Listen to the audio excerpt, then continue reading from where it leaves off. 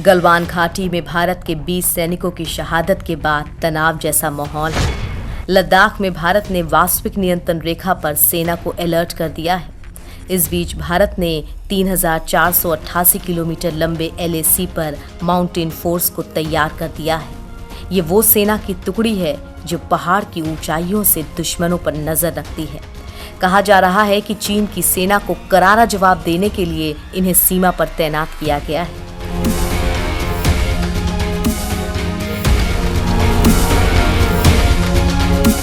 लद्दाख की गलवान घाटी में भारत और चीन के सैनिकों के बीच हुई हिंसक झड़प के बाद से ही चीन लगातार शांति और बातचीत के जरिए मुद्दे को सुलझाने की बात कहता रहा है।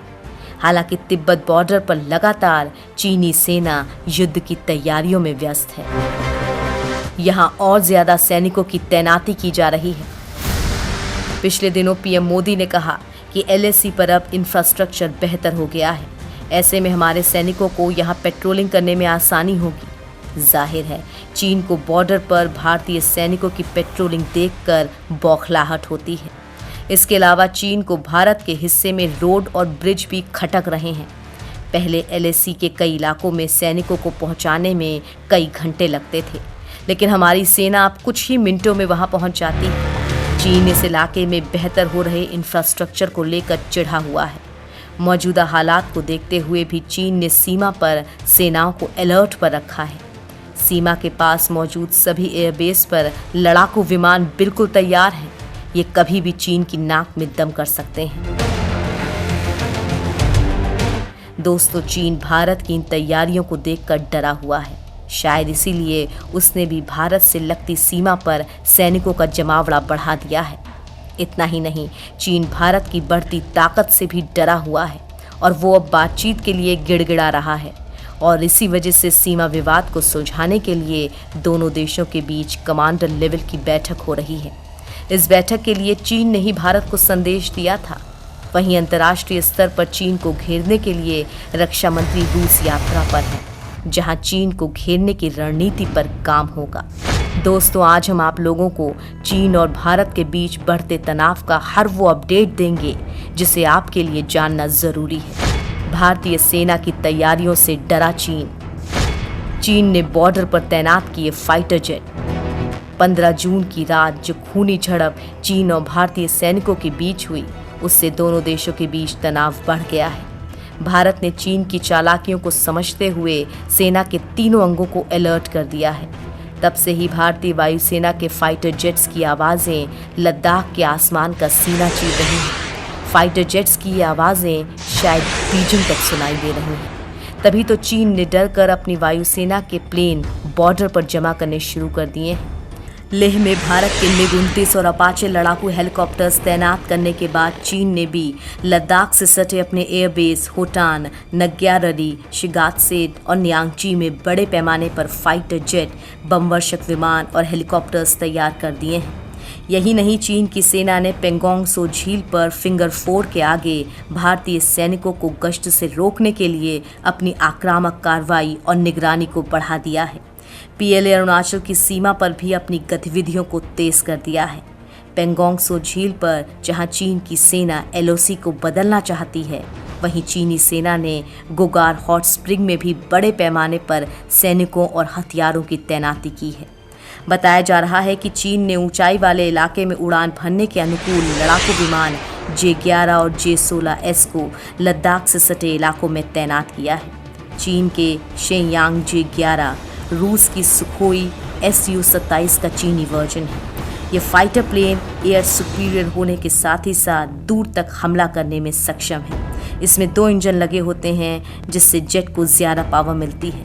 चीन में निर्मित इस विमान को केवल चीनी एयरफोर्स ही ऑपरेट करती है। ये जेट 33,000 किलोग्राम वजन के साथ उड़ान भर सकता है। ये विमान एक बार में 1500 किलोमीटर की दूरी तक मार कर सकता है।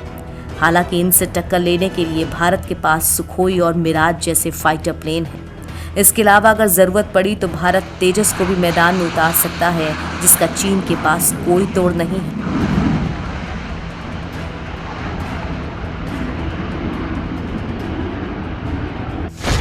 गलवान घाटी में सेना का जमावड़ा बढ़ा।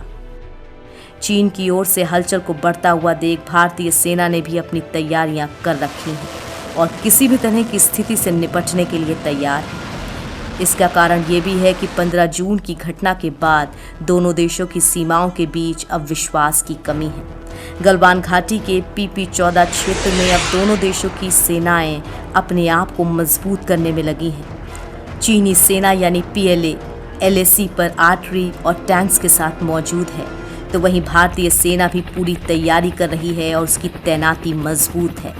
भारत और चीन के सैनिकों के बीच गलवान घाटी में 15 जून को जो खूनी भिड़ंत हुई, उसके बाद से बॉर्डर पर शांति है, लेकिन तनाव अब भी बरकरार है। दोनों देशों के बीच तब से अब तक कई बार बातचीत हो चुकी है, लेकिन कोई भिड़ंत नहीं हुई है। हालांकि दोनों ही ओर 1,000 से अधिक की संख्या में सैनिक तैनात खड़े हैं। इसके बीच एक बार फिर से दोनों देशों की सेनाएं बात कर रही हैं। कोर कमांडर स्तर की बैठक चीन की तरफ से मोल्डो इलाके में हो रही है। ये बैठक गलवान में चीन के साथ हुई झड़प के बाद बने तनाव को कम करने को लेकर हो रही है।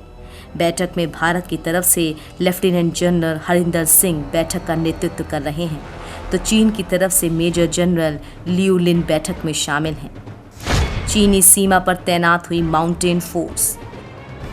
चीन की सेना की तैनाती की खबरों के बाद भारत ने किसी भी हालात से निपटने के लिए अपने एक्शन प्लान पर काम करना शुरू कर दिया है। चीन से निपटने के लिए भारत ने 3,488 किलोमीटर लंबे LAC पर माउंटेन फोर्सेस को तैनात कर दिया है। ये वो सेना की टुकड़ी हैं जो पहाड़ की ऊंचाइयों से दुश्मनों पर नजर रखती हैं। सीमा पर तैनात किए गए माउंटेन फोर्स गुरिल्ला युद्ध में माहिर होते हैं। मुश्किल हालात में दुश्मनों को सबक सिखाने में इन्हें महारत हासिल होती है।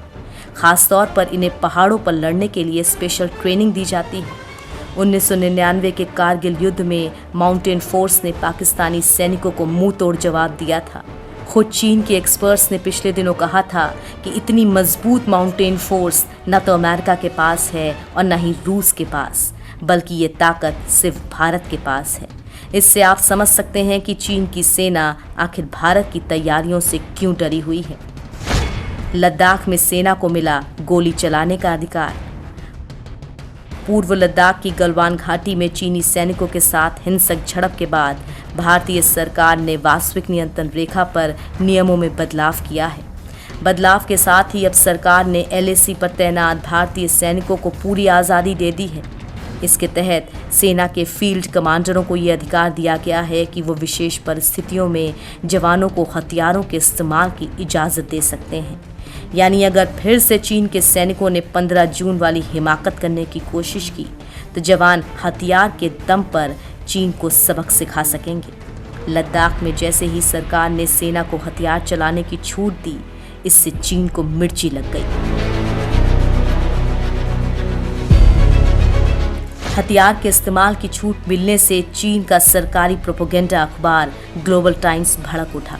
चीनी अखबार ने धमकी दी कि अगर भारतीय सैनिकों ने गोली चलाने की हिमाकत की तो हम इसका मुंह तोड़ जवाब देने में सक्षम हैं। चीनी अखबार ने अपने संपादकीय में साल 1962 के युद्ध की याद दिलाते हुए कहा कि आज चीन की सेना और अर्थव्यवस्था दोनों ही भारत से ज़्यादा मजबूत हैं। लेकिन शायद चीन ये भूल गया है कि 62 में भारत ज़रूर हार गया था, लेकिन 67 में भारतीय सैनिकों ने उसे धूल चटा दी थी और 2020 का भारत 62 वाले भारत से काफ़ी अलग है।